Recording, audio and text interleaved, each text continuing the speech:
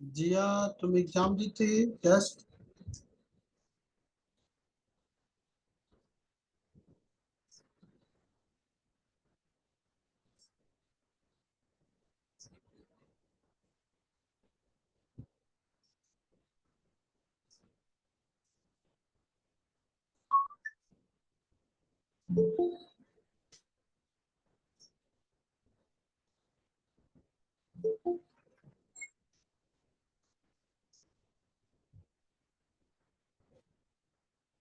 Good evening sir. Good evening.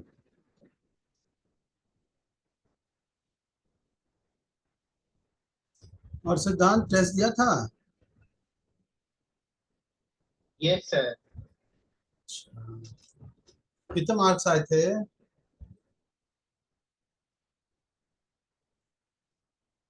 हम्म, sir कम आए थे थोड़े। क्यों?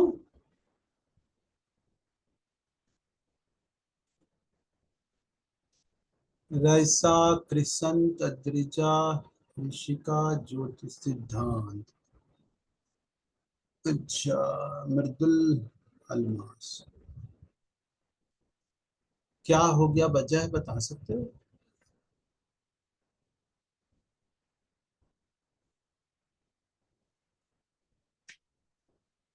हम्म, सिद्धांत। Yes sir. क्या मैं वजह जान सकता हूँ?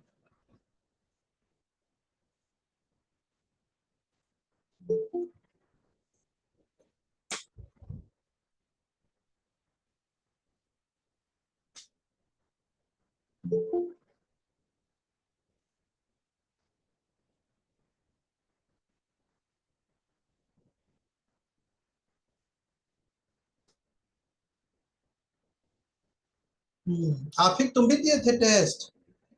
हाँ सर, वो बस बहुत लेट भी आता है। लेट तो 1 घंटा तो तुमको मिलेगा ही। नहीं सर, वो मैंने 11:30 का 12 बजे। हाँ, 11:59 पे एंड हो जाता है ना।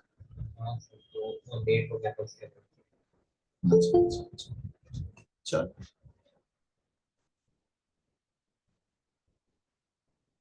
Good evening sir. Good evening, good evening.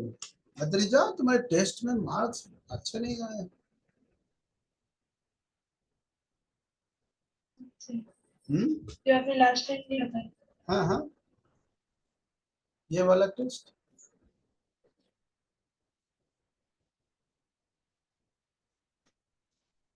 Raisa का भी 79 है।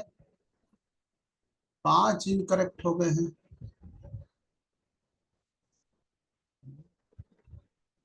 अद्रिजा 68, 8 इनकरेक्ट हो गए हैं।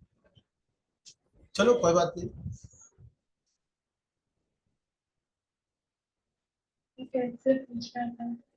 अभी निकालता हूँ। यही तो पता चलता है ना कि क्या पढ़ा रहा हूँ, बच्चे क्या सीख रहे हैं।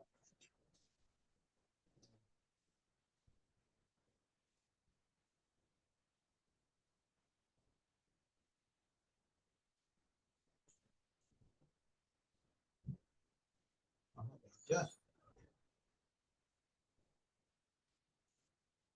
हम्म, बोलो क्या क्या गड़बड़ी हो गया है? सर एक बार क्वेश्चन नंबर 3 बता दीजिए। अच्छा, क्वेश्चन नंबर 3।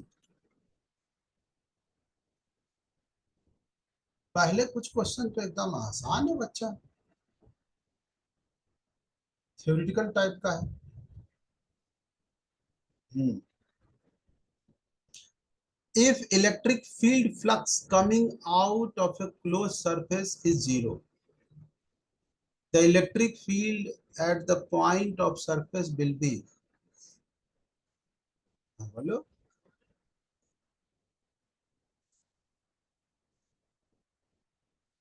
किस पे सर अगर फ्लक्स जीरो है तो उसका इलेक्ट्रिक फील्ड तो मतलब जीरो होना चाहिए ना। अच्छा, क्यों? अगर मान लो फील्ड जो है सरफेस से हमेशा 90 डिग्री बना रहेगा, फ्लक्स कितना होगा?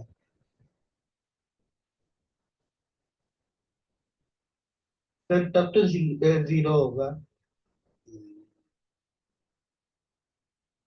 और अगर मान लो एक डाइपोल है,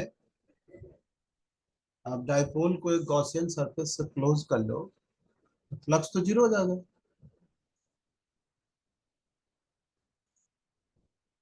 हम्म, अच्छा छोड़ो, हटाओ। एक यूनिफॉर्म इलेक्ट्रिक फील्ड में एक गॉसियन एक क्लोज सरफेस रख लो। नहीं समझा?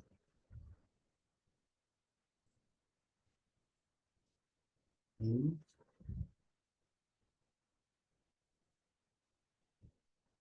सिद्धांत, यस सर। मैं ये कह रहा हूँ कि एक यूनिफॉर्म इलेक्ट्रिक फील्ड में एक स्फेयर रख लो, रख सकते हो? Yes sir. ओए लो, अभी मैंने हटाया।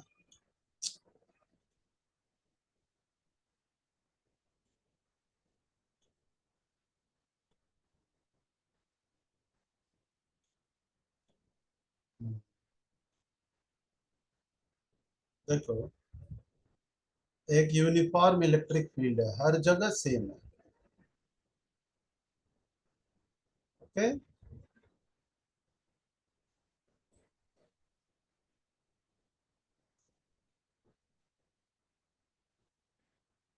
यूनिफॉर्म इलेक्ट्रिक फील्ड है, हर जगह सेम है। और इसमें हम एक स्फेयर रखते हैं, गॉसियन सरफेस, स्फेरिकल। मान लो कि स्फेयर रखते हैं, थोड़ा बड़ा कर लेता हूँ। हाँ, ऐसा। तो ये बताओ कि यहाँ पे फील्ड कितना है? जीरो है? Yes sir. यहाँ फील्ड जीरो है? सर ये आर इज इक्वल बाहर लाइंस के बाहर। नहीं नहीं, इस सरफेस पे। नहीं सर सरफेस पे तो नहीं जीरो हो सकता है। और इस गॉसियन सरफेस का फ्लक्स कितना होगा?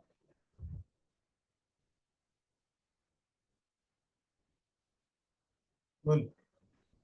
अगर मान लिया जाए ये गॉसियन सरफेस हमने जूम कर लिया, समझ में आ रहा है सबको?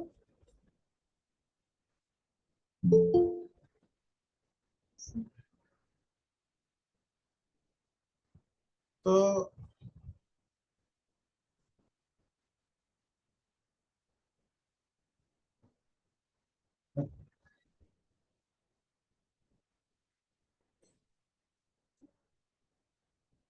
तो इस गॉसियन सरफेस का फ्लक्स कितना है? E डॉट डी एस इस क्लोज गॉसियन सरफेस का जीरो है। Yes sir. और इस जगह पे फील्ड क्या है? इस जगह पे फील्ड, इस जगह पे फील्ड, इस जगह फील्ड इधर है, इस जगह पे फील्ड इधर है। कहाँ जीरो है? कहीं जीरो नहीं। कहीं है जीरो? नहीं सर। कहीं भी फील्ड जीरो नहीं है। है ना 90 डिग्री है तो भी फ्लक्स जीरो नहीं हो गया?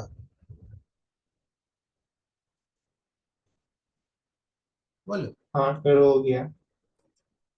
तो वही पूछ रहा है कि if the electric flux coming out of a Gaussian surface close surface is zero, the electric field at the surface will be.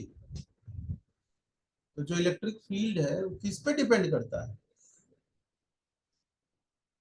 तो इलेक्ट्रिक फील्ड सारे चार्ज पे डिपेंड करते हैं, अंदर हो या बाहर हो, है ना। इलेक्ट्रिक फील्ड किसी भी पॉइंट पर देखेंगे गॉसियन सरफेस का, वो सारे चार्ज के द्वारा क्रिएटेड फील्ड होते हैं। बट फ्लक्स में कंट्रीब्यूशन केवल इनसाइड वाला चार्ज होता है उसका होता है, आउटसाइड वाले का फ्लक्स जीरो हो जाता है। थोड़ा सा और पढ़ने की जरूरत है। तुम दोनों को मिक्स मत करो। गॉस लॉ एक अलग चीज है, कूलम्स लॉ अलग चीज है ना।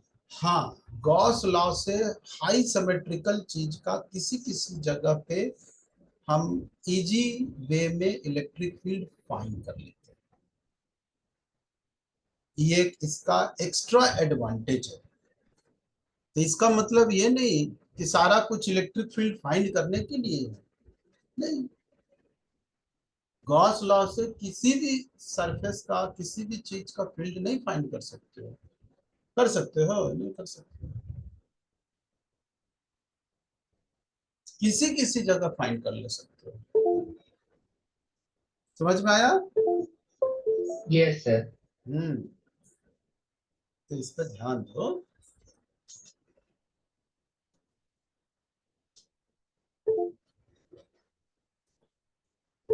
क्वेश्चन 11 बता दीजिए। बता रहा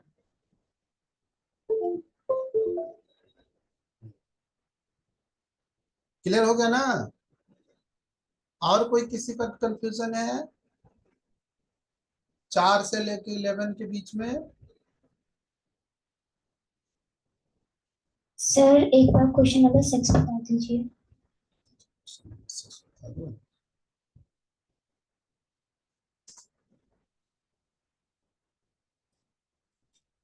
The electric charges are distributed in a small volume. The flux of the electric field spherical surface of radius 10 centimeters surrounded by a total charge is 25. Total charge is 25 voltmeter.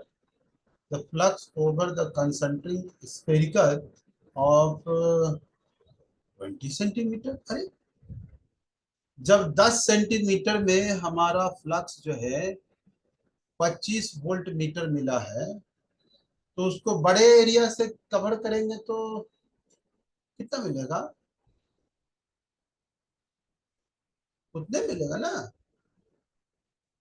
देखो question ये कह रहा है कि एक छोटे से volume में कुछ चार्ज है और इसको हम 10 सेंटीमीटर का एक स्फीयर से कवर करते हैं, तो इसका गॉसियन सरफेस आता है 25 वोल्ट मीटर। 10 सेंटीमीटर से कवर करते हैं, और अगर 20 सेंटीमीटर से कवर करेंगे तो कितना फ्लक्स होगा बताओ?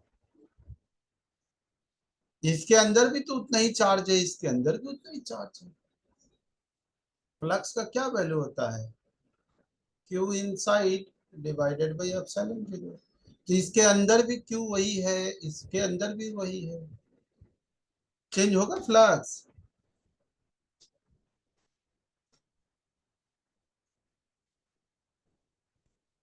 ठीक है, समझ में आ गया? Okay sir. अब कौन सा करना है? 11? ये सब तो बहुत ही आसान आसान क्वेश्चन दिया था। 11 में क्या दिक्कत हो गया? Consider this. अच्छा, तो पहले वाला क्वेश्चन देखना होगा। हाँ, a thin metallic spherical cell contains a charge q.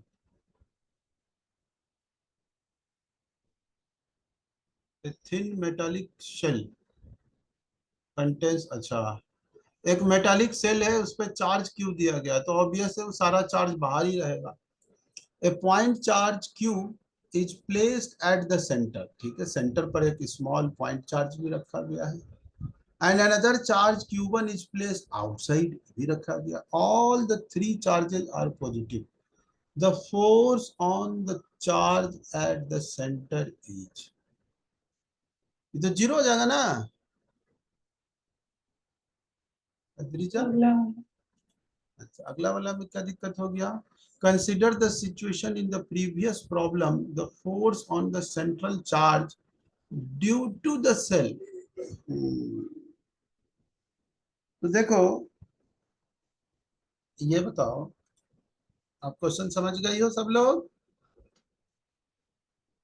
तो आप ऐसा बताओ कि सेंटर पर जो चार्ज है Q, इस पे नेट फोर्स कितना था? जीरो था। इस पे कौन कौन सा चार्ज लगा रहा था फोर्स? तो एक तो Q इस सरफेस पे दिया गया वो लगा रहा था, और कौन लगा रहा था? बाहर में Q1 था वो, और इसकी वजह से कुछ ऐसा विचित्र कॉम्प्लिकेटेड आया होगा डिस्ट्रीब्यूशन, जिसको हम Q इंड्यूस कह सकते हैं। ये सारे इंड्यूस चार्जेज है, इधर नेगेटिव इधर पॉजिटिव, पहले से Q यूनिफॉर्मली डिस्ट्रीब्यूटेड है। तो इस पे ये इंड्यूस चार्ज भी फोर्स लगा रहा है, Q1 भी फोर्स लगा रहा है, ये कैपिटल Q भी फोर्स लगा रहा है, सब मिल के लगा रहा है। और सब मिल के कितना लगा रहा है? जीरो। तो इसको दो भाग में बांट दिया है। एक कह रहा है कि इस पे जो फोर्स है ये सारे सेल पे जो चार्ज है, मतलब पहले से जो क्यू है वो, और जो इंड्यूस होके आया वो, और एक बाहर का चार्ज है। तो ये दोनों मिलके कितना लगाया है? एक हो गया force due to shell, shell पे जितने चार्ज है, और plus force due to Q1, ये दोनों मिलके कितना है? जीरो है। तो फोर्स ड्यू टू शेल कितना हो जाएगा? Negative of force on Q1। तो ये बताओ, ये Q1 जो है इस पे कितना फोर्स लगा रहा है? हाउ मच है? के क्यू Q1, और इसके बीच में जो भी दूरी हो, मान लो R दूरी है तो R स्क्वायर। समझ में आया? तो सेल उतना ही फोर्स लगाएगा जितना Q1 चार्ज इस पे फोर्स लगा रहा है, लेकिन अपोजिट डायरेक्शन में। समझ में आया? Yes sir. तो डायरेक्शन ही सिर्फ पूछा गया है। तो ये बताओ, ये चार्ज सारे पॉजिटिव चार्ज हैं, तो Q1 इस पे किधर फोर्स लगाया होगा? इधर। ये हो गया force on Q due to Q1। तो शेल किधर इस पे फोर्स लगा रहा होगा? Towards right. समझ में आया दरीजा? Yes sir. हम्म। फिर और कौन सा? फिर वेल, अच्छा, a positive charge Q is brought near the isolated metal cube। एक मेटल क्यूब के बगल में एक पॉजिटिव चार्ज को लाते हैं। The interior remains charge free and the surface gate non uniform distribution charge. तो ये नहीं लग रहा है तुम्हें? स्फेयर की जगह क्यूब है। अगर मान लो एक क्यूब आप रख लो, मेटालिक क्यूब,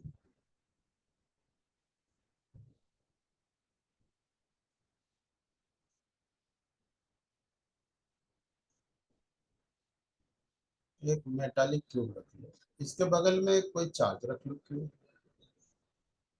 है ना? ये बताओ, अगर ये मेटल का क्यूब है, थोड़ा क्लोज है, तो इसके इनर सरफेस पे कुछ जो भी फील्ड वगैरह है सब, इसका फील्ड और इंड्यूस चार्जेस का फील्ड सब तो आउटर सरफेस पे ही क्या हो जाएगा? जीरो हो जाएगा।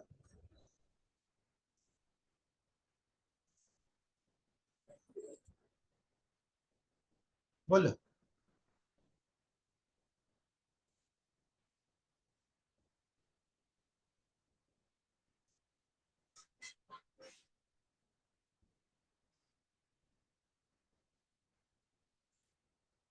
इनर पार्ट पे कोई फील्ड होगा, नेट फील्ड नहीं, नहीं होगा।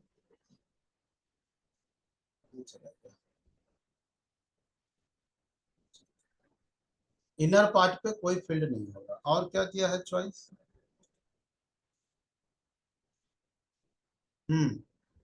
तो inner surface is charge free, बिल्कुल सही, अंदर में कोई चार्ज नहीं है तो उस पर कोई चार्ज नहीं आएगा।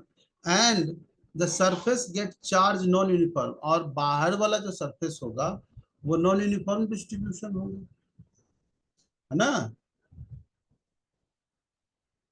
इसके कारण क्या होगा? फील्ड जीरो है, इसलिए चार्ज जीरो है।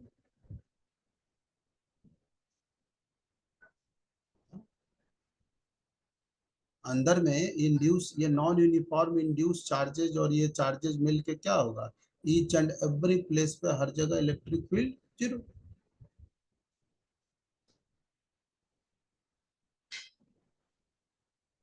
जो भी जो भी है मेटल को, इसके द्वारा क्रिएटेड फील्ड क्या होगा? यहाँ इंड्यूस होने की वजह से अंदर जाएगा ही नहीं। इंड्यूस चार्ज का फील्ड और इसका फील्ड इस जगह पर क्या करेगा? हर जगह पर जीरो कर देगा। वैसा ही इंड्यूस होगा कि इसके द्वारा created field each and every place पे, और बाकी सारे इंड्यूस चार्ज के द्वारा created field equal and opposite सब जगह जीरो कर देगा। तो हम कह सकते हैं कि मेटल के अंदर तो कुछ फील्ड जाएगा ही नहीं, नेट फील्ड। हो गया? और कोई डाउट है? सर 27। 23।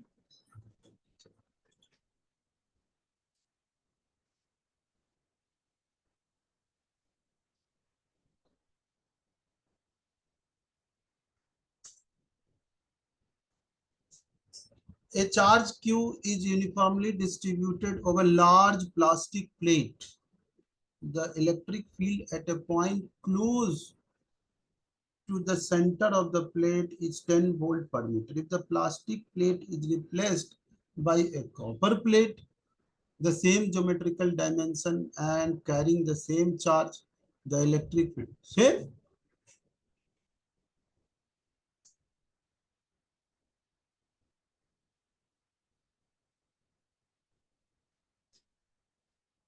अद्रिजा कोई डिफरेंस नहीं होगा। सही होगा। क्यों दिमाग में आ रहा है कि डिफरेंस होगा? देखो, आप ऐसे सोचो कि एक बहुत बड़ा प्लास्टिक का शीट आपने दे दिया, तो जब आप इस पे चार्ज दोगे तो ये चार्ज जहां जहां हम फैला के यूनिफॉर्मली डिस्ट्रीब्यूटेड छोड़ देंगे तो एक चार्ज शीट बन जाएगा। There is a single charge sheet, है ना। इसका सिग्मा कितना हो जाएगा? तो सिग्मा हो जाएगा जो भी चार्ज हम देंगे और इसका जो भी एरिया होगा, एरिया से डिवाइड कर देंगे।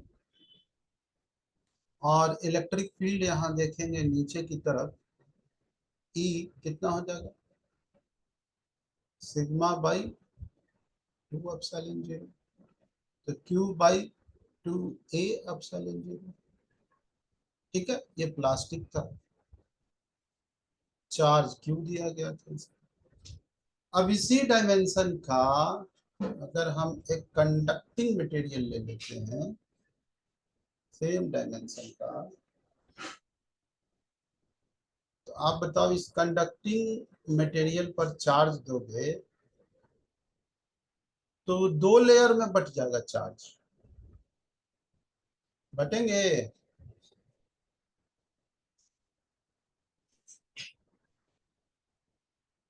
बात समझ में आया? 2 लेयर में बटेगा कि नहीं बटेगा? पूरे लेवल से खींचकर। हाँ, एक ऊपर वाले पे बटेगा, तो ऊपर वाले का सिग्मा और नीचे वाले का सिग्मा, 2 सिग्मा होगा। मान लो इसका सिग्मा 1 सिग्मा 1 मान लेते हैं, तो सिग्मा 1 का वैल्यू क्या हो जाएगा?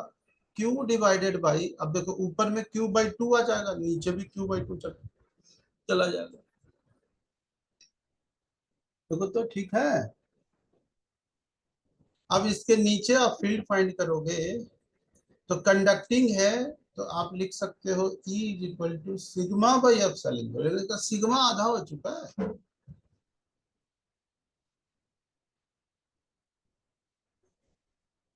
Q by 2A।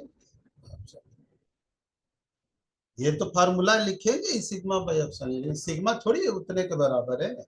यहाँ पर एक ही चार्ज शीट बना, यहाँ पर उसको दो लेयर में बांट दिया, ऊपर वाला एक नीचे वाला, दोनों मिलके फील्ड क्रिएट करेगा, या गॉस लॉ से आसानी से समझ में आया। हाँ सर।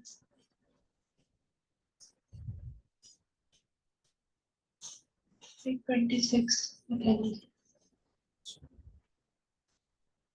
मतलब सोल्यूशन में गड़बड़ लग रहा है। किसमें 26। ये हो सकता है, देखो हमसे भी गलती हो सकती है। मैं ये नहीं कह रहा हूँ कि इसका सॉल्यूशन सॉल्यूशन तो मैं दिया हूँ। हाँ तो फिर नीचे सोल्यूशन दिखा दीजिए। एक मिनट मैं भी पढ़ लूँ।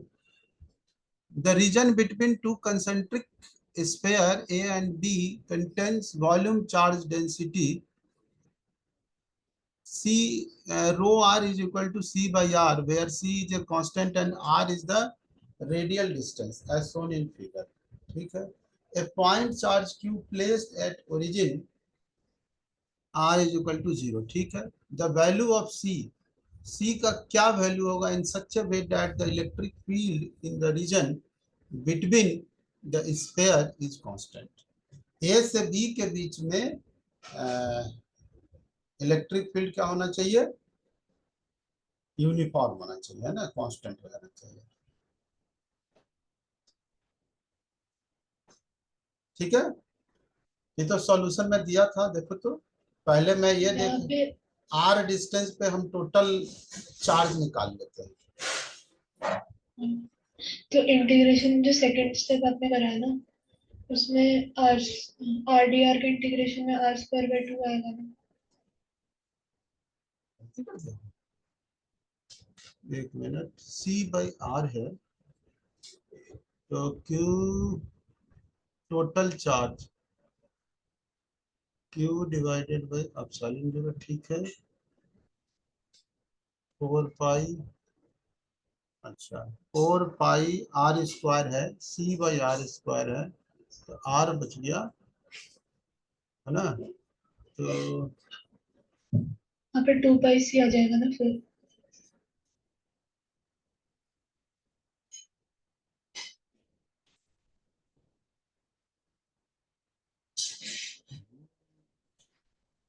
बिल्कुल आ जाना चाहिए। 4 पाई सी आर स्क्वायर माइनस के स्क्वायर,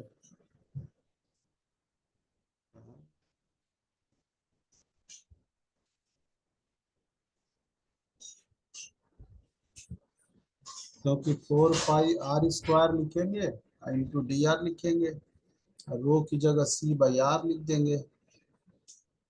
हाँ यहाँ तो गड़बड़ हो गया, तो 2 पाई यहाँ बचेगा, 4 पाई की जगह 2 पाई बचेगा। हम्म, तो नीचे 2 2 से डिवाइड हो जाएगा, है ना। हाँ तो क्यू बटा में 4 pi epsilon naught R square, 2 से डिवाइड होने के बाद इंडिपेंडेंट है आर से, तो आर से इंडिपेंडेंट होने के लिए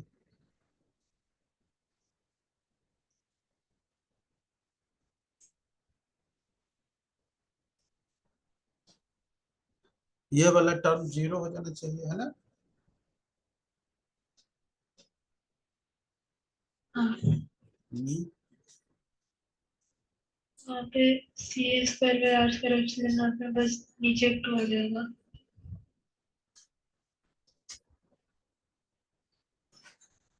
तो उस हिसाब से फर्स्ट ऑप्शन होना चाहिए। हाँ, C by epsilon 0 C A square by R square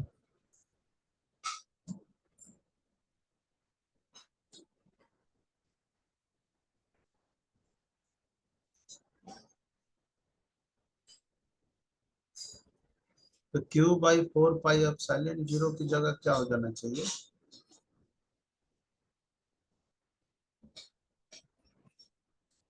वहाँ पे ये RHS ये दोनों मिलके कट जाए, है ना?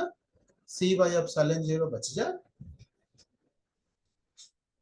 तो तो यहाँ 2 एप्सिलॉन 2 का तो होता है। यहाँ पे एक 2 लग जाएगा, है ना? CA स्क्वायर तो Q by 4 pi epsilon naught R is equal to CA square by नीचे 2 एक आ जाएगा, है ना? हाँ, तो यहाँ क्या फाइंड करना है हम लोग को? C। क्यू सी निकालना है। तो C इज इक्वल टू, अच्छा 2 आ जाएगा तो यहाँ पर 2 pi epsilon naught R square आ जाएगा, है ना?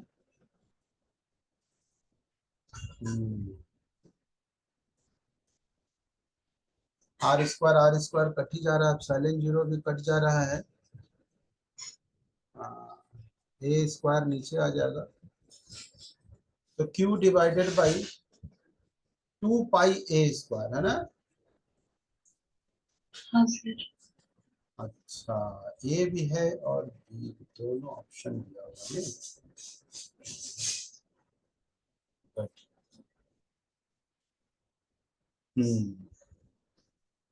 फिलहाल तो आंसर को सही कर दिया जाए, है ना? इसमें तो गलती हो गया, क्यों छूट गया?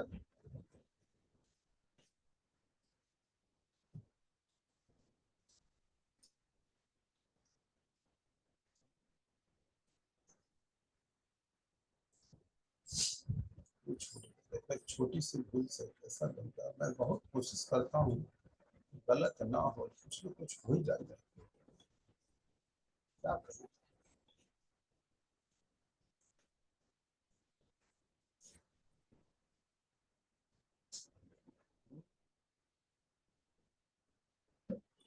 चलो इसका सॉल्यूशन में मैं ठीक कर दूंगा।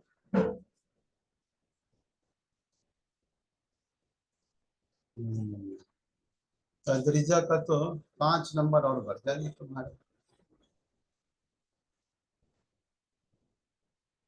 चल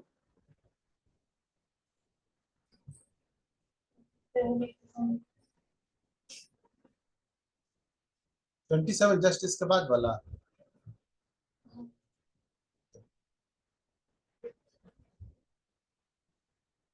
A solid conducting sphere having charge q.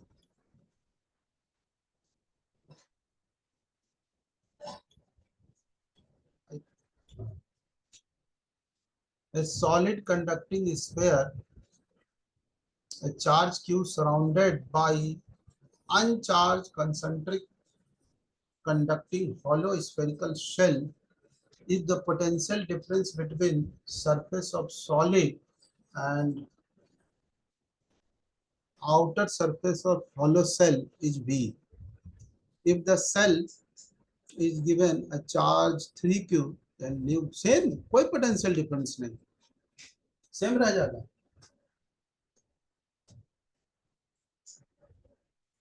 इसमें कैलकुलेशन किया है क्या आपने अद्रिजा? हाँ सर। कैलकुलेशन करोगे तो गलती तो हो जाएगा।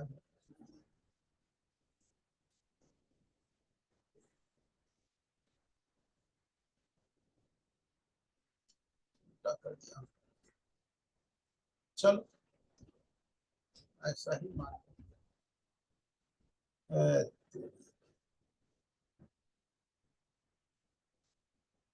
कहाँ से इतना बड़ा हो जाता है कुछ समझ नहीं आता।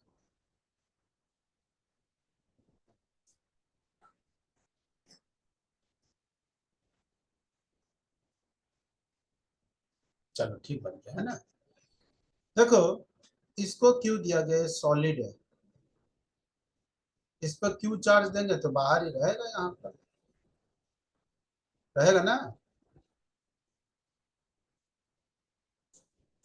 क्यों चार्ज दिया, और क्या दिया गया है इस पे? अनचार्ज हाँ, एक Potential. अनचार्ज दिया गया है।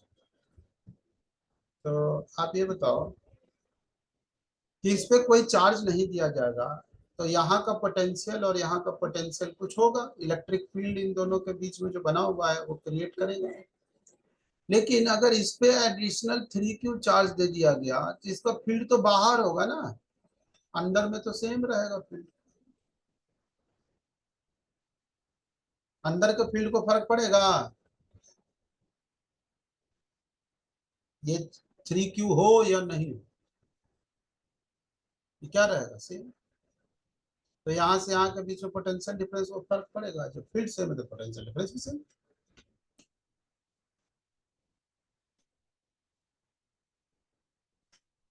जरूरत है कैलकुलेशन करने का,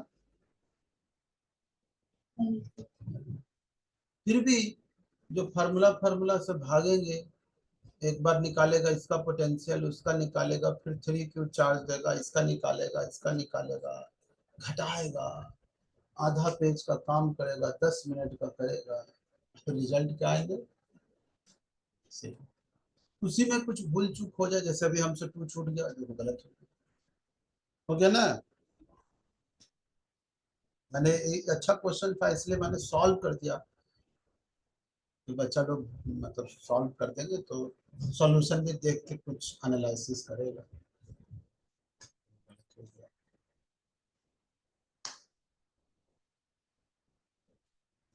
तो हमें थोड़ा सा कॉन्सेप्ट बिल्डिंग पे ध्यान देना है, और गॉस लॉ इसलिए पढ़ाए गए हैं कि आप मैथमेटिक्स के पीछे मत भागो।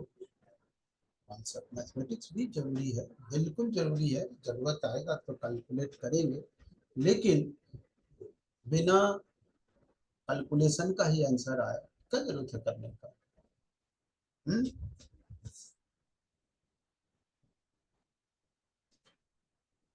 ठीक है। हो गया? और कुछ चाहिए, और कोई डाउट है? सर एक बार 30 बता दीजिए। बता देते हैं।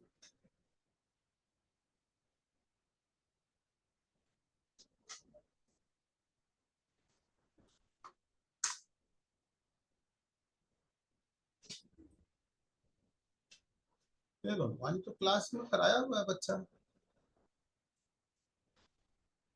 एक यहाँ पे चार्ज रखते हैं क्यूब के एज पे, याद है?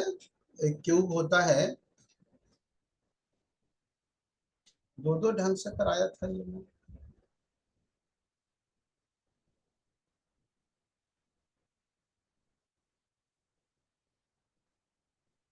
याद आ रहा है ये?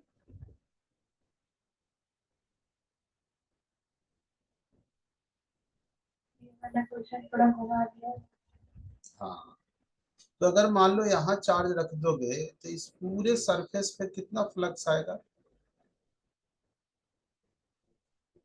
बताओ? क्यूब बाई, याद आ रहा है या भूल गए? Yes sir. कितना आएगा? 5 में आएगा। हाँ, क्यू बाई 24 है, चलेगा, बिल्कुल करेक्ट। तो ये जो सरफेस है ये वाला हमारा, और यहाँ से कुछ दूरी पे हम चार्ज रखे हैं, सब ए है, ए है, ए दूरी रखा है, यहाँ चार्ज रखा है क्यू। तो ये बताओ, क्या मैं आधा आधा बांट दूं, टोटल का फ्लक्स पता है, तो क्या ये फ्लक्स बराबर बराबर बटेगा?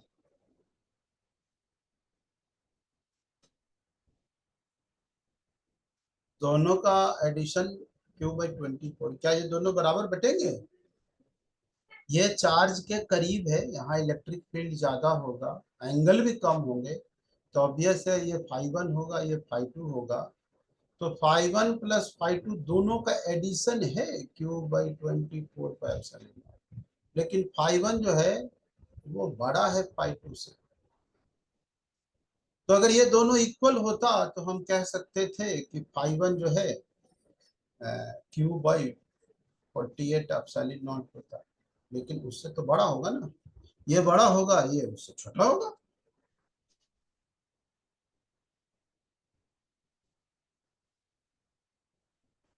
समझ में आया?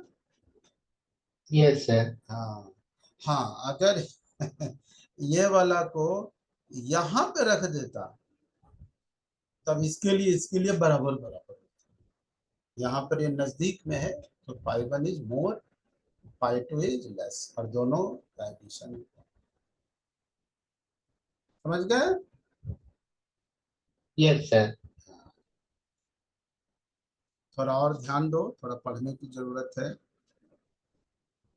ना? देखो, अल्टीमेट आपको धीरे धीरे ये सीखना है कि हम अपने कॉन्सेप्ट को कैसे बिल्ड करें, कैसे रिटेन करें, और एग्जामिनेशन में कम टाइम में, है ना, इतना बड़ा सिलेबस होते हुए हम वहाँ पर जाके परफॉर्म करें। 3 बातें जुड़ के आपके रिजल्ट को लाएगा। कई बार ऐसा होता है कि बच्चा पढ़ लेता है, समझ लेता है, लेकिन चैप्टर क्रॉस कर गया, भूल गया, खत्म, ब्लैंक, याद ही नहीं आ रहा उसे। तो ऐसे भी होते हैं। तो ऐसे पढ़ाई बिल्कुल नहीं होना चाहिए। आप लॉन्ग टर्म के लिए पढ़ो। जल्दबाजी में फार्मूला फार्मूला भागोगे तो हमारे शॉर्ट टर्म मेमोरी में वो रहेंगे। उसके बेसिस पे जब चैप्टर चल रहा है तो आप कर लोगे, कुछ दिन बाद आपको याद ही नहीं आएगा कि क्या पढ़ते थे। ये भी नहीं याद आया कि ये पढ़े थे, ऐसा कुछ कॉन्सेप्ट पढ़े थे ना, नहीं याद आया। कुछ ऐसे होते हैं कि जब पढ़ाई हो रहा है उसी समय उसको समझ में नहीं आ रहा है। बस सब लोग पढ़ रहे हैं तो मैं भी पढ़ रहा हूँ, सब स्कूल जा रहे हैं मैं भी जा रहा हूँ, सब कोचिंग जा रहे हैं मैं भी जा रहा हूँ, भीड़ जुटाए हुए। कुछ बच्चे ऐसे होते हैं जो पढ़ लेते हैं, समझ लेते हैं, रिटेन भी कर लेते हैं, बट एग्जामिनेशन के फियर से, जल्दबाजी में, पैनिक होके, घबरा के गलती कर बैठते हैं। तो एग्जामिनर आपका तीनों चीज का टेस्ट लेगा। क्वेश्चन ऐसा बनाएगा जो आपको लगेगा कि ये तो पढ़े ही नहीं, पता नहीं कैसे सॉल्व होगा, नहीं होगा, क्योंकि आपका जो शॉर्ट टर्म में मेमोरी था, जो वोलेटाइल के रूप में था, बहुत सारे कॉन्सेप्ट घूम रहे थे। जैसे भी गॉस लॉ पढ़ रहे हैं तो गॉस लॉ का सारा घूम रहा है, याद है कि क्यू बाई 24 एप्सिलॉन नॉट आया था। मान लो किसी को याद ही नहीं आया कि ऐसा क्वेश्चन भी किए भी थे तो याद नहीं है कितना था, तो उनके लिए क्वेश्चन पहाड़ हो जाएगा, याद ही कर ही नहीं पाएगा, सोच ही नहीं पाएगा। तो इसलिए आपको इन तीनों बातों पे ध्यान देना है ना। कुछ बच्चे में, कुछ क्या, 90%, 95% बच्चे में ये देखा गया है कि बाद में और हम इम्प्रूव कर लेंगे, बाद में इसको 1-2 बार और रिवीजन करेंगे और अच्छे बुक से करेंगे और अच्छा करेंगे तो हो जाएगा। तो आप ये भारी भूल कर रहे हो। तुम 11th पूरा क्रॉस कर चुके हो, क्या किसी चैप्टर को आपको रिवीजन करने का टाइम मिला? मिला है? फिजिक्स, केमिस्ट्री, मैथ, किसी में मिलता है टाइम? नहीं मिलेगा, आगे और नहीं मिलेगा। और धीरे धीरे धीरे धीरे अभी आप मान लो सिर्फ 11th का चैप्टर, 2 चैप्टर 12th का कैरी कर रहे हो, ये बढ़ता जा रहा है बोझ। कितना रिवीजन करेंगे, कितना को रिटेन करेंगे? फिर वही बात जाके अटक जाता है कि जो क्वालिटी भरा काम किया है, जो थोड़ा सा मेहनत किया, उस पर एक्सरसाइज किया, कुछ गलत किया, सही किया, फिर किया, फिर किया, तो उनके पास रिटेन रह जाते हैं और वो लोग परफॉर्म कर लेते हैं। तो एकदम ये मान के चलो कि भाई बिल्कुल रिवीजन का टाइम नहीं है, अच्छे से करना है और करना है। और रिवीजन के टाइम निकाल पाते हो तो बहुत बड़ी बात है, बहुत बड़ी बात है। हो गया ना? सर मेरे कुछ वैसे डाउट है, मैं भेजूं? हाँ हाँ, जरूर भेजो, जरूर भेजो।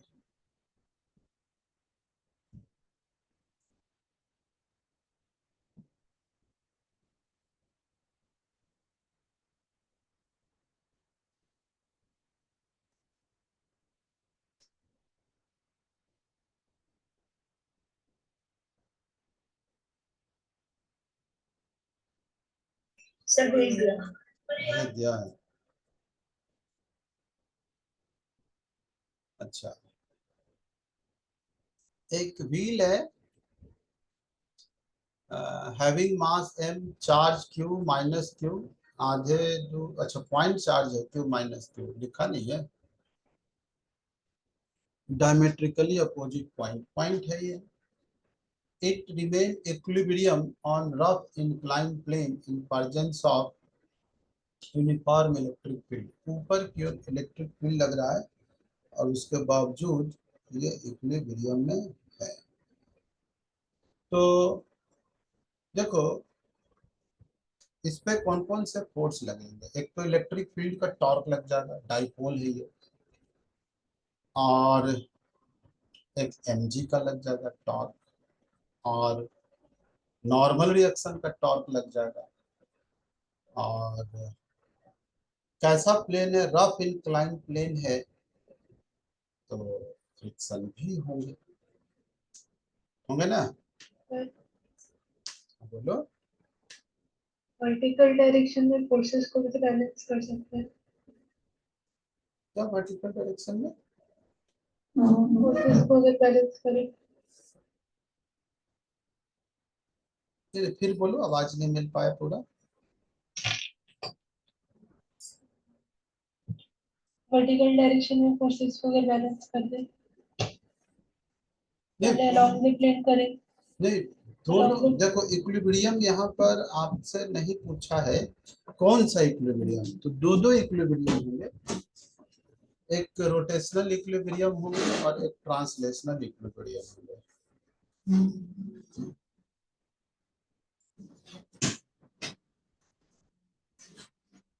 ट्रांसलेशनल वाले के लिए हम फ्रिक्शन और मतलब अलोंग द प्लेन हम बैलेंस करेंगे फोर्सेस, तो फ्रिक्शन आ जाएगा, फिर वर्टिकल में बैलेंस कर लेंगे। हाँ, जो भी रूल होगा उस रूल को हम लोग फॉलो करेंगे ना। फ्रिक्शन तो सेल्फ एडजस्टिंग फोर्स है, नॉर्मल भी सेल्फ एडजस्टिंग फोर्स है। तो देखो यूनिफॉर्म इलेक्ट्रिक फील्ड में लग रहा है तो फोर्स तो जीरो ही होगा, इलेक्ट्रिक फोर्स तो लग नहीं रहा है ना, ठीक है ना। Net electric force is zero. तो अगर ये mg नॉर्मल और फ्रिक्शन से रुका हुआ होगा, मान लो रुक जाए, तो इलेक्ट्रिक फील्ड का टॉर्क उसको घुमा देगा, या सब मिलके रुक जाए, या ऐसा सोचो कि सब मिलके जो टॉर्क देना है देगा। तो यहाँ पर मुझे जो लग रहा है ना कि अगर इसको रोटेट करना होगा तो ये कहाँ से रोटेट करेगा, है ना, इक्विलिब्रियम में है, इन प्रेजेंस ऑफ यूनिफॉर्म। अगर मैं ये जो माइनस क्यू पॉइंट है, कांटेक्ट पॉइंट है, फ्रिक्शन तो वहीं से पास करेगा, नॉर्मल भी वहीं से पास करेगा, ये दो फोर्स हमारे अननोन है। तो अगर इस पॉइंट के अबाउट टॉर्क जीरो करते हैं इक्विलिब्रियम के लिए, बात समझ रही हो, तो न हमें नॉर्मल की जरूरत पड़ेगी और न फ्रिक्शन का जरूरत पड़ेगा, कैलकुलेशन में टॉर्क जीरो हो जाएगी। तो दो टॉर्क लगेगा, एक इलेक्ट्रिक फोर्स का टॉर्क और एक mg का टॉर्क, इन दोनों को इक्वल करो तो शायद आंसर आसानी से आ जाए। समझ में आया? Yes sir. मुझे ऐसा लग रहा है, तो एक बार देख लेते हैं, बहुत छोटा सा है, छोटा सा क्वेश्चन है, देख लो। देखो यहाँ पे ये डायमेट्रिकली अपोजिट पॉइंट पर रखा हुआ है, mg तो एकदम बीच से ही एक्ट करेगा,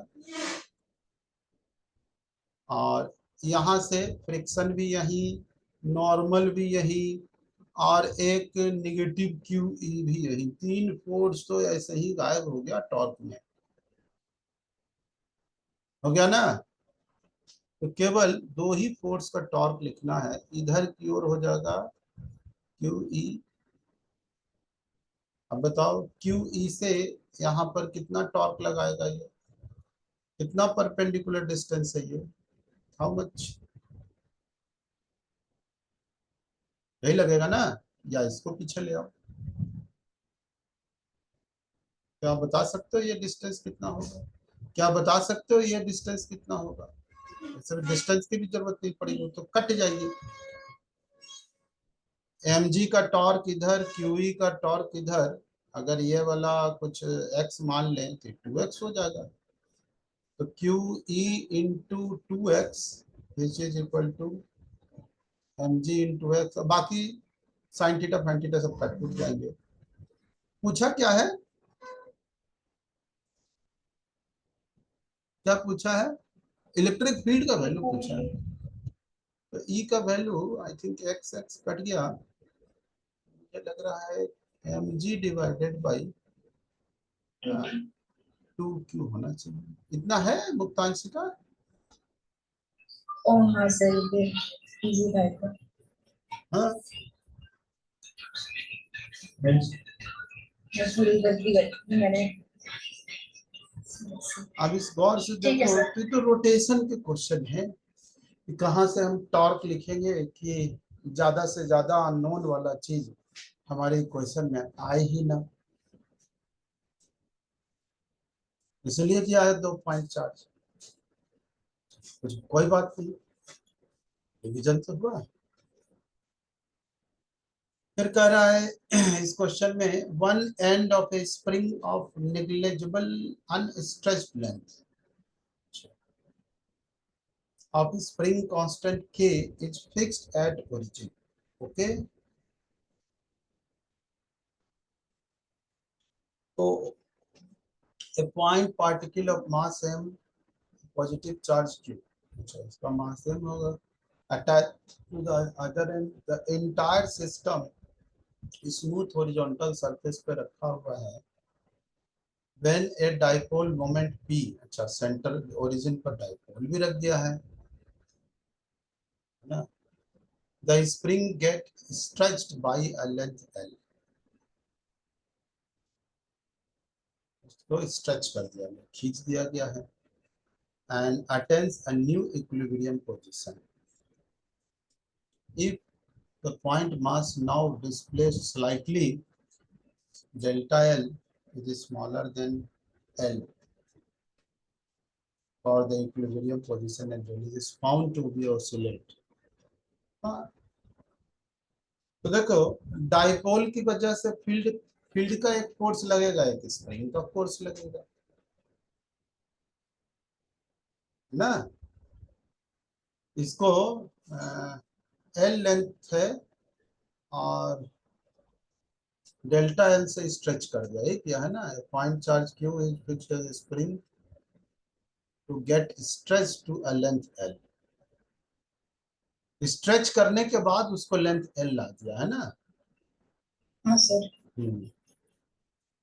और पहले से था अनस्ट्रेच लेंथ, तो खैर यहाँ इक्विलिब्रियम लिख लो।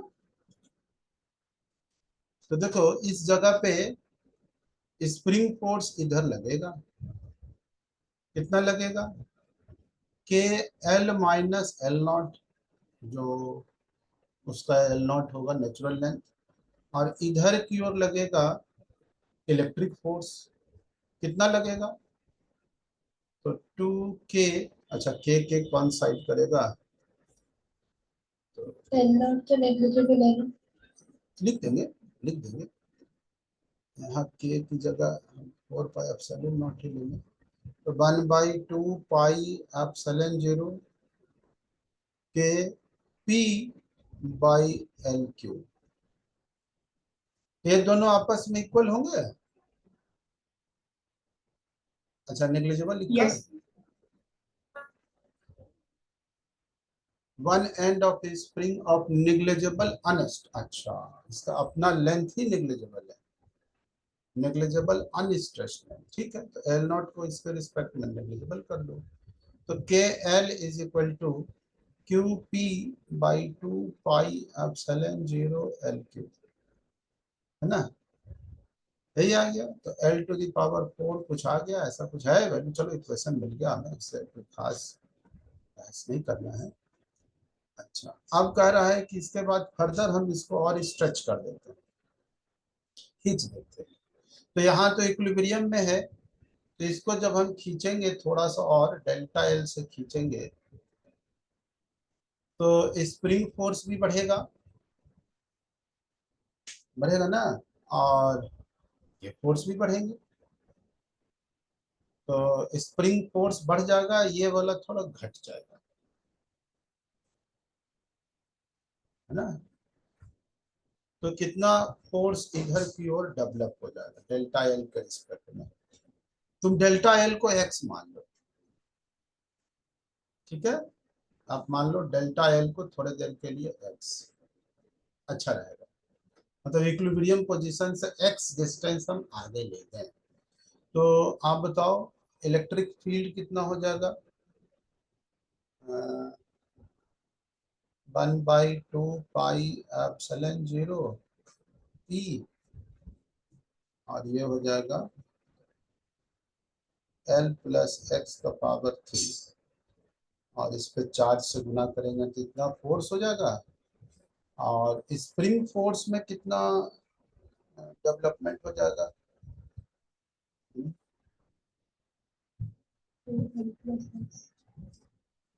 तो स्प्रिंग फोर्स माइनस क्यों लिख लो, कितना हो जाएगा L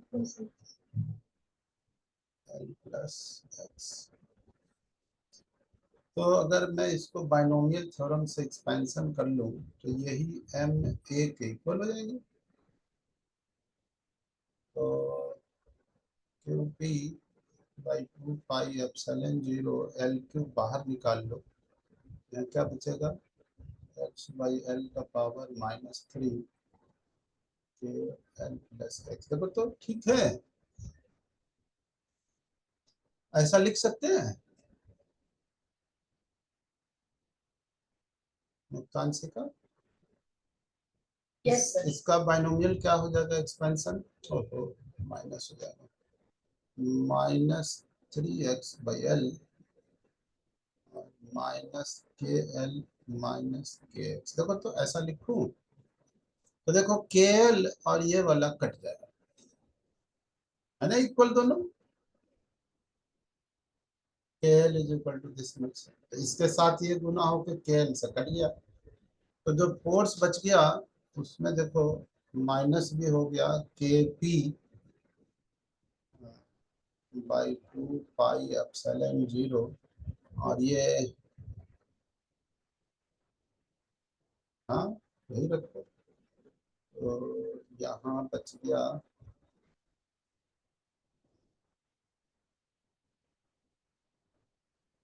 3/L4,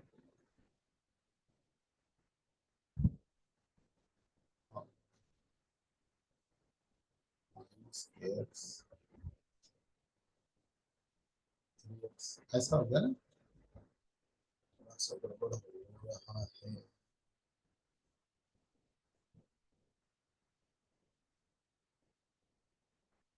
क्या करूं,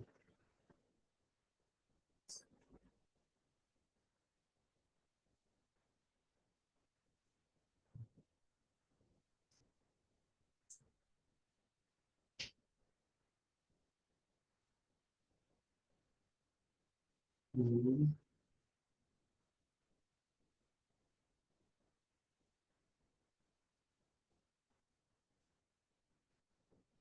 फिर एक्स जो है एल के रिस्पेक्ट में नेग्लिजिबल है। Here delta L is much less than 3 hmm. x upon L की पावर 4 करेंगे वो टेंड्स टू 0 नहीं होगा। हाँ यही बात हो जाता है, ये वाला बहुत ही कम हो जाएगा, है ना। तो इसको नेगलेक्ट कर दूं तो A इज इक्वल टू आ रहा है -3 KP by 2 pi epsilon 0 L to the power 4x। क्या पूछा है, टाइम पीरियड। तो पहले वाले टर्म को नेगलेक्ट करेंगे ना, हैं? पहले वाले टर्म को करेंगे ना नेगलेक्ट। एक मिनट को, it is found to be oscillate of frequency.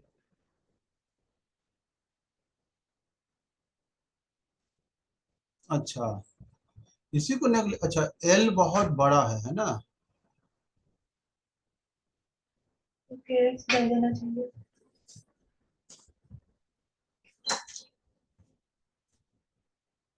तब तो टाइम पीरियड कितना आ जाएगा? 2 पाई m/2। बाई के। और के का वैल्यू ये वाला लिखना पड़ेगा यहाँ से। के दिया नहीं है। के का क्या वैल्यू आ रहा है? Q P by 2 pi epsilon 0 L to the power 4।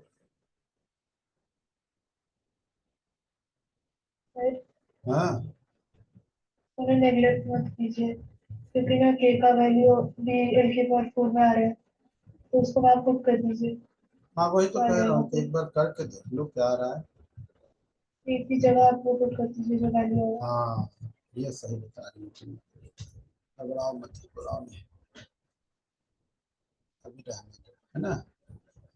यहाँ पे एक्स रहने दो। के की जगह क्या आया हम लोग का, देखो तो यहाँ पर Q P 2 pi epsilon 0 L to the power 4। के पी, के पी है ना? के क्योंकि पी बाई 2 पाई एप्सिलॉन 0 और एल टू क्यों आएगा सर के की जगह? है। तो अपने दोनों टर्म्स में नीचे के लिखा है ना जहाँ पे। के इज इक्वल टू, नहीं ठीक तो है, K is equal to Q P. नहीं, आपने दोनों जगह के लिख अच्छा दिया अच्छा अच्छा गलती से, अच्छा, तो Q P Q P Q P Q P. और यहाँ भी एक्स हो गया है ना? तो 2x में से x 4x हो गया नहीं? तो यह हो गया क्यू पी 4 नीचे तो ऊपर 2 हो गया divided by pi epsilon naught L to the power 4x, है ना? ये आ गया। देखो तो ये ओमेगा हुआ, तो टाइम पीरियड हो जाएगा 2 pi root under pi epsilon naught L to the power 4m पाई।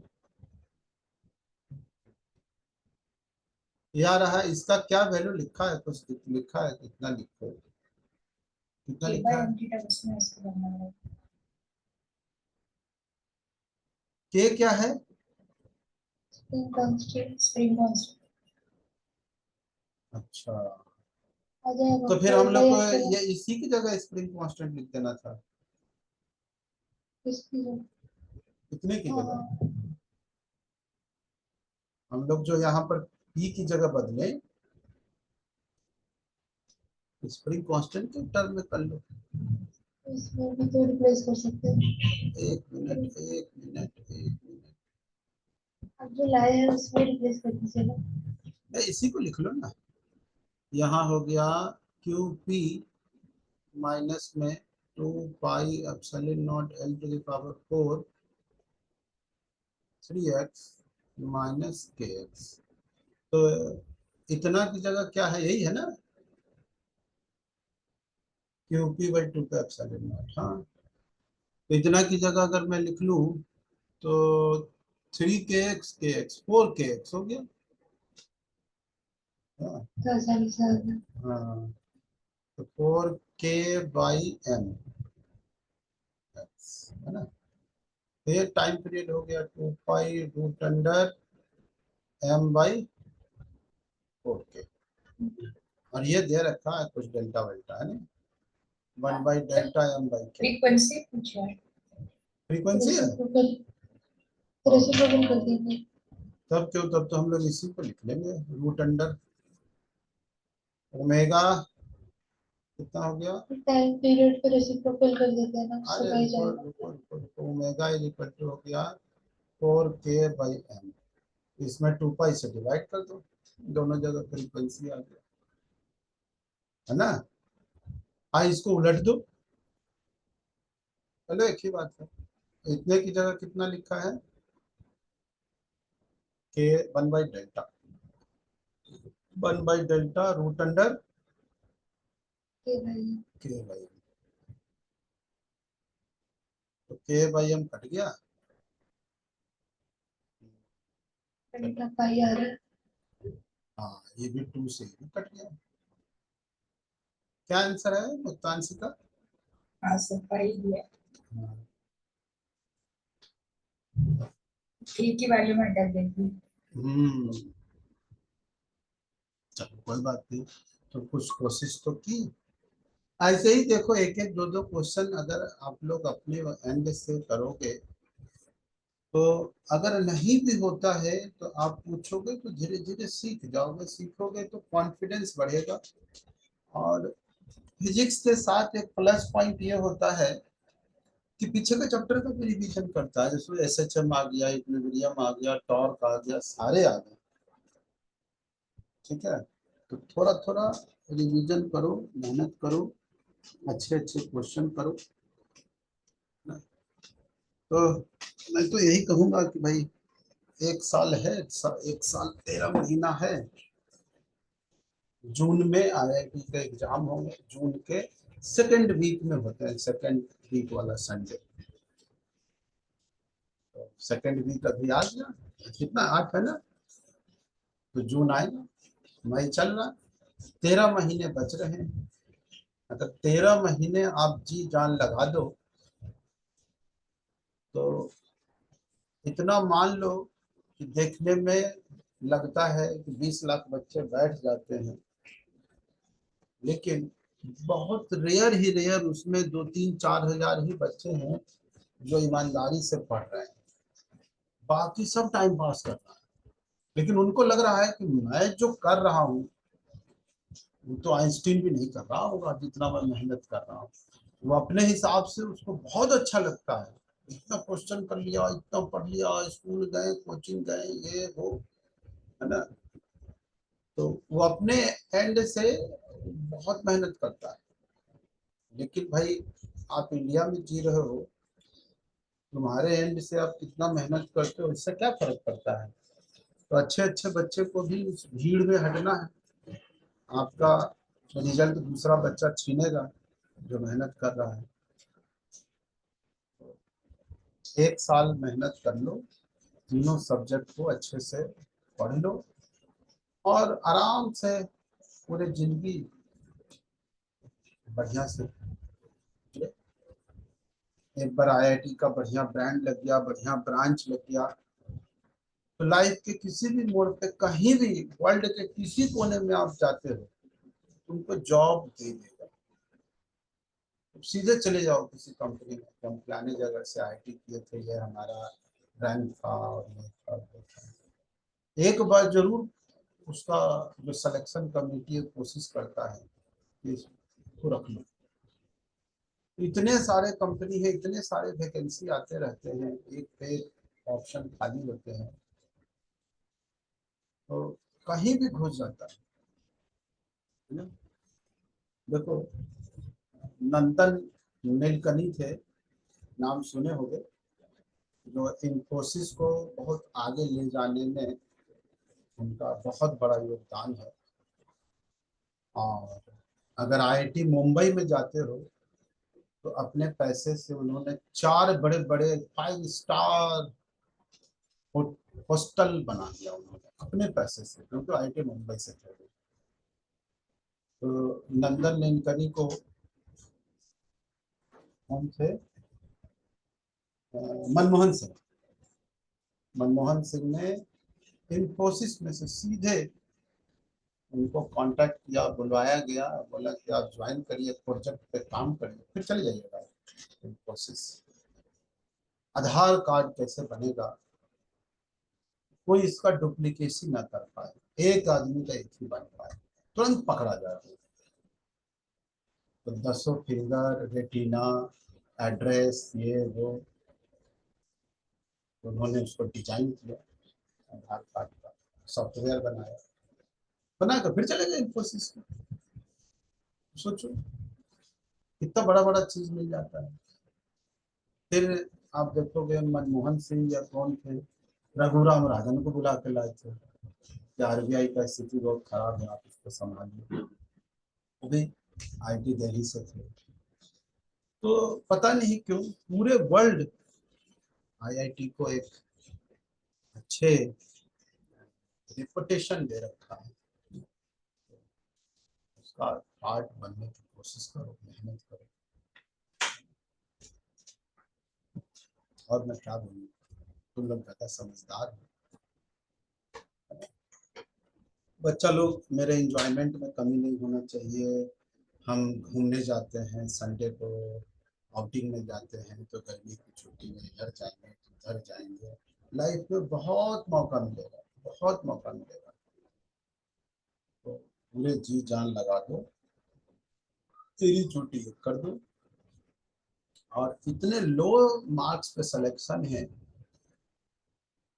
तो आराम से निकाल दोगे। लेकिन तीनों पेपर को बैलेंस भी करना है। साथ में स्कूल करिकुलम का थोड़ा सा लोड बढ़ा है, वो भी करना है। बोर्ड का भी एग्जाम देना है, जेईई मेंस का भी देना है। तो अगर आप आईआईटी के लिए फाइट करते हो, तैयारी करते हो, तो ये सब बीच में ही आ जाएंगे, अपने आप हो जाएगा। उसके लिए कोई एक्स्ट्रा पेन लेने की जरूरत नहीं पड़ेगी, आपको एक्स्ट्रा मेहनत करने की जरूरत नहीं। इजी कोई हो जाएगा। चलो हो गया ना।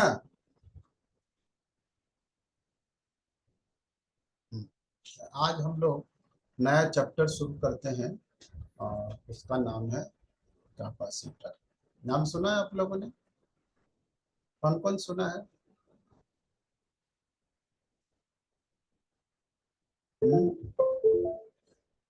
कैपेसिटर का नाम किसने किसने सुना है?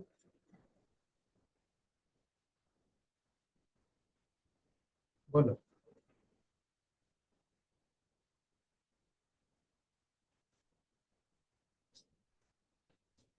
देखो भाई, कुछ तो रिस्पॉन्ड करो, बोलो, कोई तो बोलो।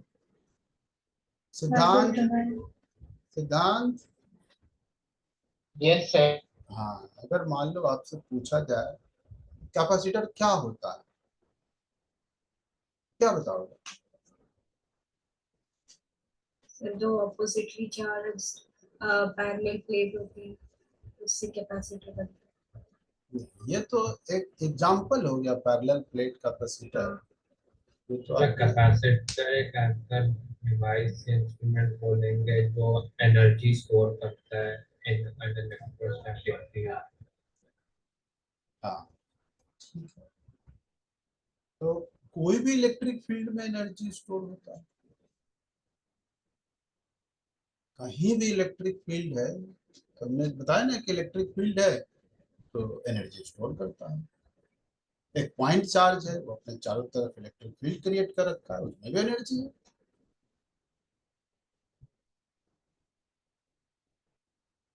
तो फिर हमें कैपेसिटर की क्यों जरूरत है? क्या मतलब है इसका?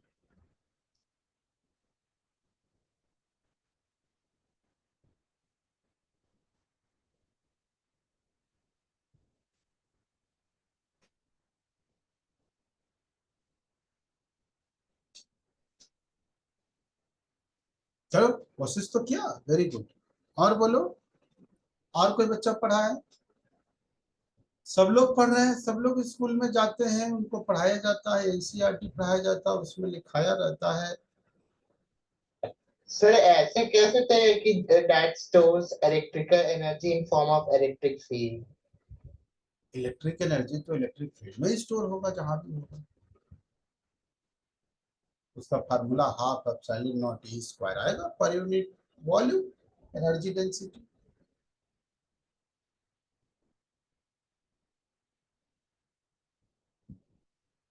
ठीक है, गुड। अच्छा चलो, एक चीज मुझे बताओ कि बहुत सारा पानी है, क्लाउड में पानी है, बहुत पानी होते रहता है। पानी हमारे लिए बहुत जरूरी है। तो जितना पानी जरूरत है, उससे लाख गुना ज्यादा समुद्र में बारिश होते रहता है। वेपराइजेशन होते हैं, बारिश होते हैं, वेपराइजेशन होते हैं, बारिश होते हैं। तो क्या वो जो पानी है जो क्लाउड के रूप में ऊपर निकला, प्योर पानी है, बढ़िया है, पीने लायक है, यूजफुल पानी है, इरिगेशन हो, सारा काम हो सकते हैं उससे, है तो पानी। क्या वो हमारे काम आते हैं? नहीं। हमारे तो वो काम आते हैं जो उसी क्लाउड का कुछ 1-8%, 2% पहाड़ों पे ठंड की वजह से स्टोर हो जाते हैं। जैसे हिमालय पहाड़ है, वहाँ स्टोर कर देता है, इतना स्टोर कर देता है, इतना है, उससे कितने सारे नदी निकलते रहते हैं, अथाह पानी क्रॉस करते रहता है, करते रहता है ना, काम चलते रहता है। जहां जहां नदी नहीं है, ऐसा नहीं स्टोर होता है, वो जगह बंजर हो चुका है, रेगिस्तान में कन्वर्ट हो चुका है ना। जहां जहां है काम वाला है। तो पानी वो भी है, पानी समंदर में भी है, लेकिन हमारे लिए यूजफुल पानी क्या है? आज हम दिन भर में 2 लीटर 4 लीटर पानी पीते हैं, तो वो हमारे पास कैसे इजी गोइंग पहुंचे, है तो हमारे पास जो कंफर्टेबल फॉर्म में हो, जिसको हम आसानी से रेगुलेट कर सकें, जरूरत के हिसाब से यूज कर सकें, वो पानी हमारे ना काम आएंगे। अब नदी में है, पानी है, बाढ़ आ गया, सबको उड़ा रहा है, क्या वो पानी पी हम पिएंगे? उस काम में आएगा? बोलो, क्लाउड में भरा हुआ पानी है, क्या उसको हम पी पाएंगे, इरिगेशन कर पाएंगे क्लाउड में का पानी जो है? नहीं कर पाएंगे। तो उसी ढंग से कोई भी चार्ज है, वो इलेक्ट्रिक फील्ड, इलेक्ट्रोस्टैटिक फील्ड बनाएगा, एनर्जी है, स्टोर है, वो है, लेकिन एक ऐसा कुछ हम करें जो उसको हम रेगुलेट कर सकें, ट्रांसपोर्ट कर सकें, हमारे जरूरत के हिसाब से वो हमको एनर्जी प्रोवाइड कर दे। ठीक है, तो वो हमारे काम आएंगे ना। बोलो, तो इसी चीज को, है ना, जो चीज बनाया गया डिवाइस, उसको कहते हैं कैपेसिटर। ठीक है, तो कैपेसिटर में आप ऐसे सोच सकते हो कि क्या देखा गया कि कोई भी 2 कंडक्टर ले लो, कंडक्टर ए, कंडक्टर बी, है ना, अगर एक पे हम पॉजिटिव चार्ज दे दें, उतना ही अमाउंट का इस पे नेगेटिव चार्ज दे दें, ऐसा कुछ व्यवस्था करें, ऐसा कुछ करें कि इससे पॉजिटिव चार्ज वाले कंडक्टर से जितना भी फील्ड लाइंस निकल रहा है, वो सब का सब जाके इसमें टर्मिनेट कर जाए, कोई भी इधर उधर ना भागे। तो ऐसा कह सकते हैं कि ये जो सिस्टम है, इतने रीजन में, इन दोनों प्लेट के बीच में जितने भी इलेक्ट्रोस्टैटिक फील्ड है, इतने ही दूर में हमारे पास एनर्जी स्टोर हो गया, इधर उधर तो नहीं भाग रहा है। बोलो, तो इसी चीज का नाम रख दिया गया कैपेसिटर। This is capacitor. ठीक है, तो एक और चीज, अगर मैं ये कहूं कि एक आइसोलेटेड कंडक्टर है, एक ही है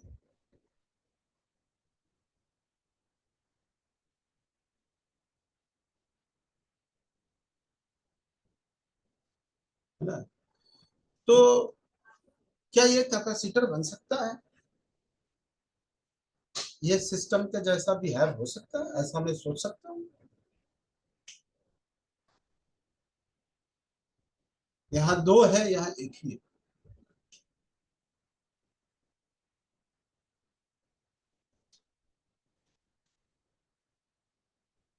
तो कुछ देर के लिए आपको ऐसा लगेगा कि नहीं सर, ऐसा कहाँ है, वो तो 2 गए, यहाँ एक ही पे, यहाँ भी 2 है। दूसरा कहाँ पे है? इनफाइनाइट पे है। इनफाइनाइट पे चारों तरफ से इसको घेर लो, ना वो है दूसरा वाला कंडक्टर, मतलब इनफाइनाइट का मतलब ना हम इनफाइनाइट जा पाएंगे ना मिल पाएगा, थ्योरेटिकली तो है। और अगर इस पे हम कुछ चार्ज देते हैं तो इस चार्ज से जितने भी फील्ड लाइंस निकलेंगे चारों तरफ से, अगर घेरे हुए कंडक्टर इसको, तो सारा का सारा फील्ड लाइंस इसी के अंदर रह जाएगा। ये भी एक कैपेसिटर के जैसा बिहेव करता है, इसीलिए हम इसको कहते हैं capacitance of an isolated conductor. ठीक है, तो सबसे आसान यही होता है, पहले इसके लिए पढ़ते हैं फिर उसके लिए पढ़ते हैं। यहाँ पर कहाँ पर है सेकंड कंडक्टर, कहाँ पे है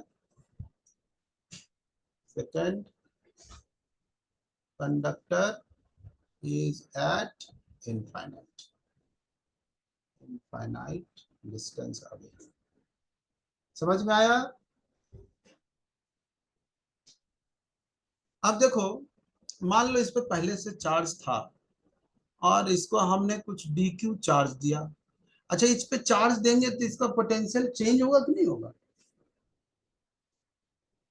ये चेंज होगा।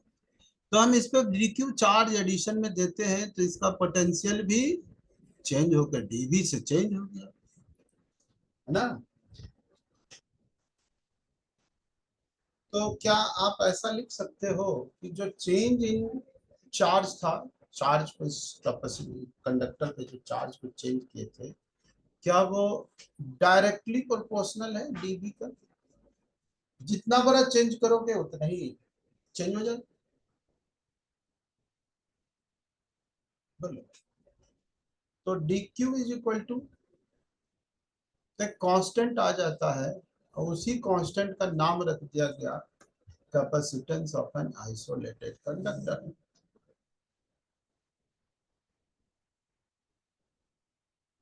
कैपेसिटेंस ऑफ एन आइसोलेटेड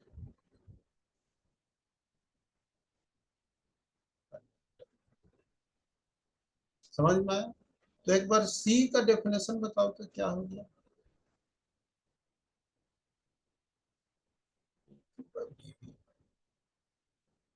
क्या हो सकता है इसका डेफिनेशन, कौन बता सकता है कैपेसिटेंस का? The measure of ability of conductor to store charge. नहीं, कैपेसिटर चार्ज को नहीं स्टोर करता है। देखो ना डेफिनेशन, देखो क्या है,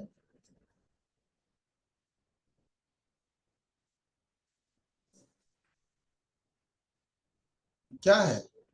rate of change of charge per unit change in potential। Per unit potential को चेंज करने के लिए जितने चार्ज की चेंज की रिक्वायरमेंट होगी उसे ही हम लोग कैपेसिटेंस कहते हैं। The rate of change of charge due to per unit change of voltage। ठीक है, या इन दोनों का रेशियो को कहते हैं। ज्यादा अच्छा वही है कि rate of change of charge, the change of charge of a conductor due to per unit change of voltage. ये अच्छा डेफिनेशन है। क्या हो जाएगा? Change of charge, change of electric charge, electric charge of an isolated conductor, isolated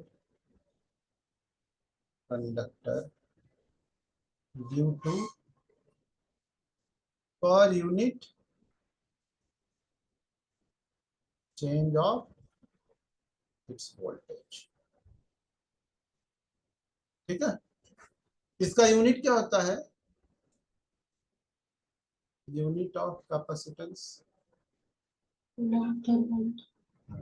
Of Farad. वो तो बाद में बोलेंगे। ये होता है कूलम पर वोल्ट।